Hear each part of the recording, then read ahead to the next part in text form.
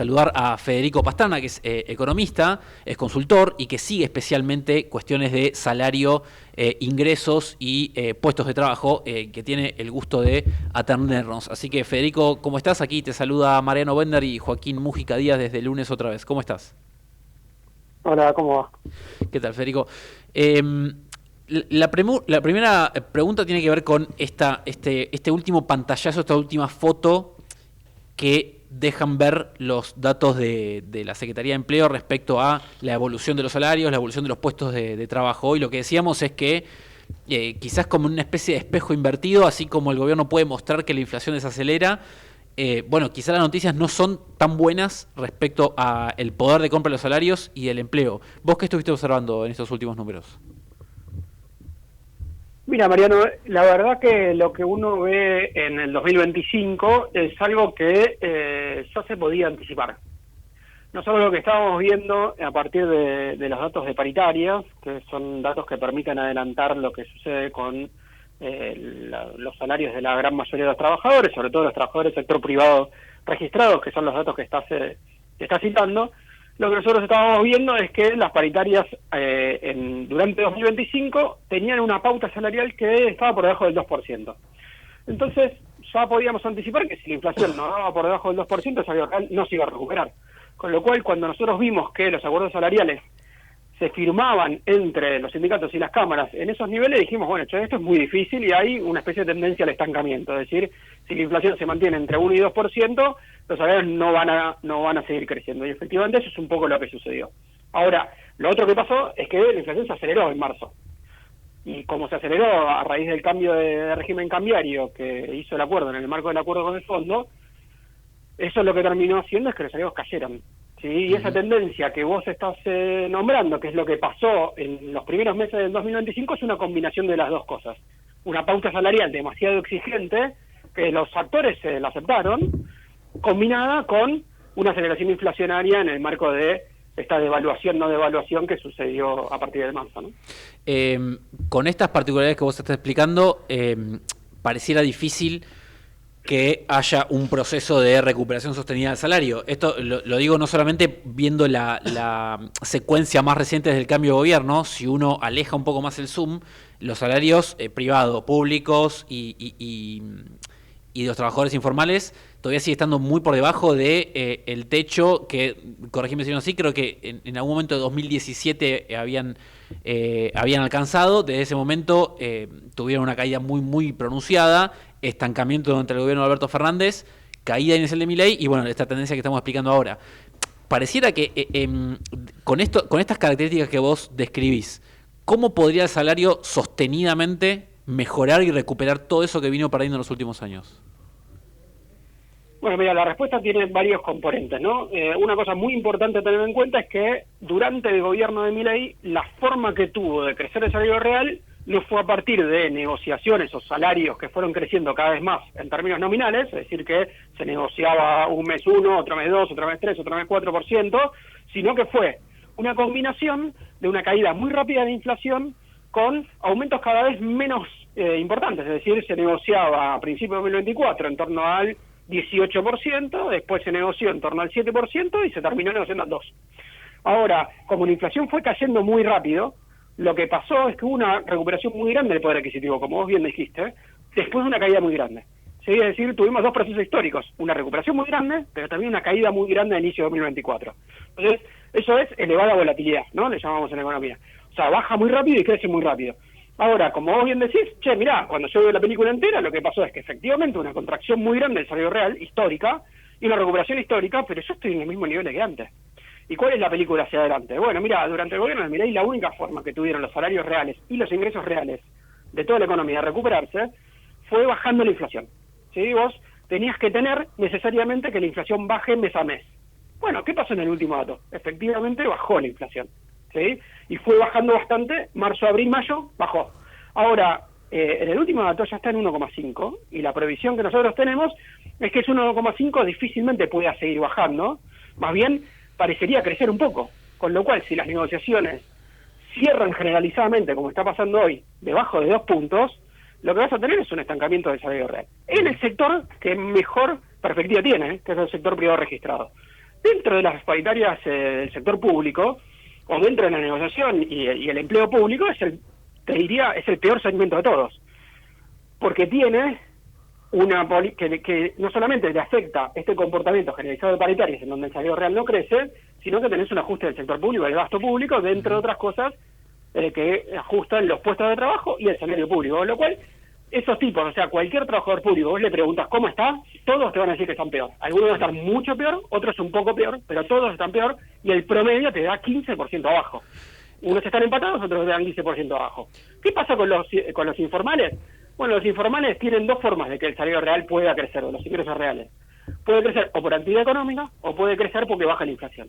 Mira, si la perspectiva es que la inflación no va a seguir bajando, por ese lado no van a mejorar mucho. Con lo cual, lo único que les queda es que suba un poco la actividad económica. Y ahí están, ¿sí? Y esas personas cobran en promedio entre un 60% o un 40% de lo que cobra un asalariado registrado privado. Con lo cual, son, si se quiere, esos trabajadores pobres. ¿Sí? Esos cuentapropistas, esos informales, son la mayoría trabajadores pobres que hacen que vos tenés un trabajo, pero no te alcanza, ¿no? Ahora, Federico... Con lo cual, la perspectiva general es una perspectiva de estancamiento, más bien complicada en el marco de que el gobierno usa la política macroeconómica, la baja de la inflación, como la principal política, y que efectivamente eso está mostrando patas cortas en el marco de que ya la inflación bajó un montón. Federico, ¿lo ves consciente al gobierno de todo este escenario que planteás para actuar hacia adelante o no? ¿O ves que está ensimismado con la política económica que ya decidió llevar adelante y no hay margen para correcciones? Mira, yo la verdad que yo creo que el gobierno hoy es muy claro en que su objetivo es bajar la inflación. De hecho, insiste con la cuestión de la idea del colapso de la inflación. Son muy insistentes, en todos los discursos aparece la inflación colapsa. Y cuando uno analiza toda la política macroeconómica, está todo puesto en que la inflación de bajita. Y eso incluye una pauta de salida muy exigente. Con lo cual, la verdad que yo creo que el gobierno puso por delante el objetivo desinflacionario sobre el objetivo de recuperación de ingresos reales. Y como ustedes bien decían antes, mira, en términos históricos, la verdad que estamos en una película complicada. ¿Qué significa esto? Que, mira, en una economía como la Argentina, en donde no se recuperan los ingresos reales, la actividad económica puede crecer un poco, pero no tiene otros grandes motores, y al mismo tiempo tenés un problema con la pobreza. O sea, vos necesitas necesariamente que el mercado de trabajo mejore para que mejoren los indicadores sociales. Y la verdad que los indicadores sociales mejoraron en el marco de esta caída de la inflación, pero hacia adelante la verdad que la película es mucho más complicada. Federico, te quiero llevar ahora a la cuestión del empleo. También hubo datos recientes y oficiales que muestran cuál es la última foto. Ahí, para introducir primero la pregunta y poder comentarle al oyente qué es lo que dio este informe, y después te dejo a ver qué interpretación haces vos. Lo que termina marcando el informe, por un lado, es que si uno mira la línea desde que comenzó el gobierno de Milei, hubo una caída de la cantidad de puestos de trabajo asalariados privados, una tendencia que ya venía desde unos meses antes del cambio de gobierno, toca el piso en algún momento de julio o agosto y inicia una recuperación que es muy lenta. De hecho, se recuperan algo así como un 15% de todos los puestos de trabajo que se pierden en esos primeros 8 meses de gobierno, se recupera una parte menor. ¿Qué es lo que tendríamos que interpretar sobre esto? Pareciera que, a pesar de cierto repunte de la actividad, al empleo le cuesta mucho más sumarse o quedar pegado a una tendencia de mejora de la economía. ¿Qué estás observando ahí? Mira, la verdad que con los mismos datos vos podés tener distintas formas de interpretarlo. Si se quiere, hay una cuestión más de corto plazo, que es, ¿cómo puede ser que se produzca más con menos trabajadores? O sea, ¿qué es eso? Eso es un cambio estructural. ¿Sí? Eso pasó, no sé, a inicios de los 90, donde tuviste una oleada de inversiones, privatizaciones, un proceso de apertura violento, en donde la elasticidad de productos se hizo trizas, es decir, bajó muchísimo, es decir, se producía mucho más con menos trabajadores.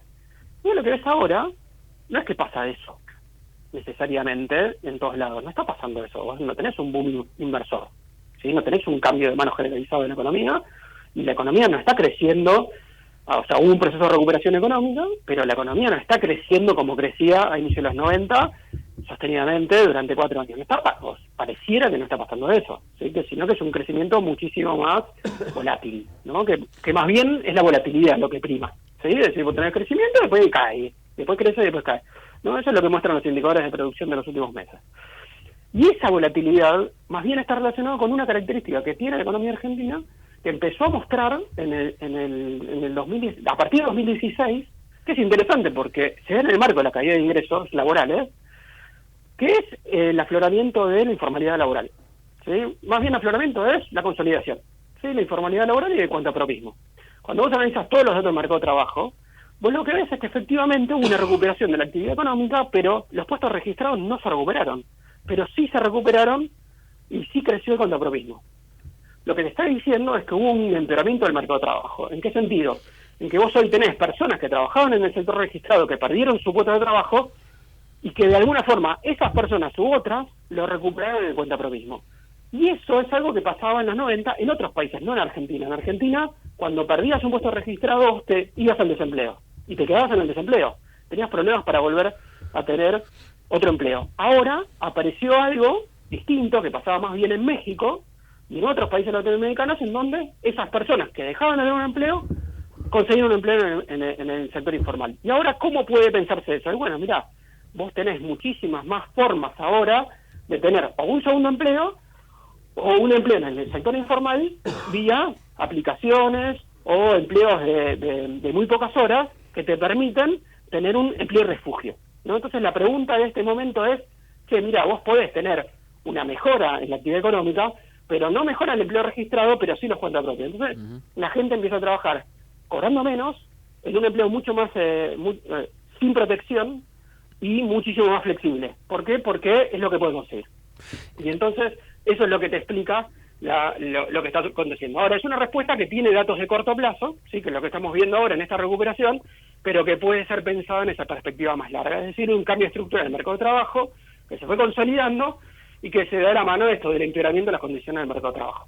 Es interesante eso, Federico, a la luz de si uno mira cuál es la idea de fondo que tiene el gobierno sobre qué hacer con la economía, que uno podría, en la economía real, digo, en cuestiones productivas, que uno podría resumirlo en bajar aranceles, mayor apertura económica, un dólar, bueno, con los niveles que tiene ahora, más o menos barato, depende de si son bienes, servicios, con sectores que claramente van a ser afectados.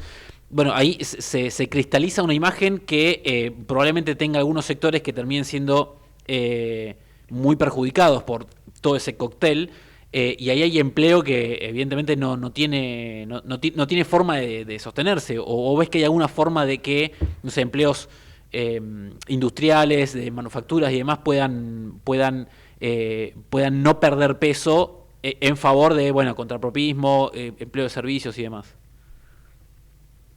No, a mí me parece que efectivamente vos ves los discursos, ves la sucesión de medidas, ves otros programas de estabilización de este tipo y efectivamente tienen un componente de apertura, y ese componente de apertura está asociado a la pérdida de trabajo de puestos industriales, y esos puestos industriales en general son puestos de trabajo que pagan más que el promedio y que tienen un coeficiente de empleo registrado mejor. Y además, bueno, tienen las otras características del sector industrial, que tiene más externalidades, que tiene un coeficiente de exportaciones más alto y que por lo tanto generan más mayor calidad del empleo y mayor externalidad, es decir, pegan mejor en otros sectores, mientras que en los sectores de servicios, al ser más volátiles y pagan menos, bueno, no tienen esas características y hacen que eso se pague menos y por lo tanto que haya más pobreza y peores condiciones del mercado de trabajo. Así que yo creo que ahí sí hay una cuestión más complicada, más estructural, que de vuelta hay que ver cómo sigue, ¿no? Pero efectivamente, si vos haces una combinación, y eso ya se vio en otras experiencias en Argentina y en otros países de América Latina, vos apreciás el tipo de cambio, haces un programa de estabilización que baja rápidamente la inflación, tenés un veranito inicial, una expansión muy grande y una recuperación de ingresos importante. Y después, de repente, bueno, esperá, ¿y después qué pasa con esto? Bueno, necesita una segunda vuelta para que crezca, pero cuando crece con otras condiciones y que muchas veces o llevan a consolidar la informalidad y bajos salarios o llevan a mayor desempleo. Y ahí es donde están los grandes problemas. Que eso termina consolidándose si ese esquema efectivamente no logra adquirir las divisas que necesita para sostenerse y puede terminar en grandes crisis que tuvieron estos programas, no sé, el Plan René en el 99, el Tequila en el 94, Argentina en el 2001, etcétera. Son todos programas que tuvieron características parecidas, con mercados de trabajo diferentes, pero que tuvieron grandes crisis finales. Federico, gracias por tu tiempo y tu análisis con nosotros aquí en Lunes otra vez. Bueno, muchas gracias por llamar. Ahí estaba entonces Federico Pastrana, economista, consultor, especialista en cuestiones laborales, salariales, con esta última foto.